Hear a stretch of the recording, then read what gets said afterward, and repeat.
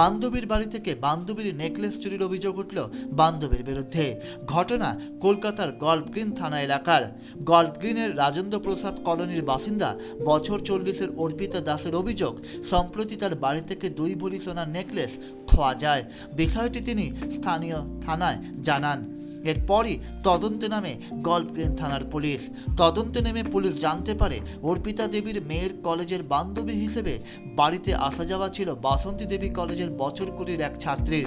এরপর জিজ্ঞাসাবাদ শুরু করে গোয়েন্দারা। সূত্র মারফত কিছু তথ্য হাতে আসার পরই নিশ্চিত হন গোয়েন্দারা। এরপরই গ্রেপ্তার করা হয় ওই ছাত্রীকে। বাড়ির অবস্থা সচ্ছল হওয়া সত্ত্বেও কেন ছাত্রীটি এমন কাজ করলো তা নিয়ে রীতিমতো হতবাক পুলিশ কর্তারা। তবে তদন্তকারী অফিসাররা জানতে পেরেছে হাত খরচের টাকা জোগাড়ের জন্যই নেকলেস চুরি করেছিল ছাত্রীটি। এমনকি চুরি করার পর নেকলেসটি পালিশ করার জন্য রাসবিহারী এভিনিউয়ের এক নামী দোকানে দেয় ছাত্রীটি। ইতিমধ্যে সেখান থেকে নেকলেসটি বাজেয়াপ্ত করেছে পুলিশ। Target news.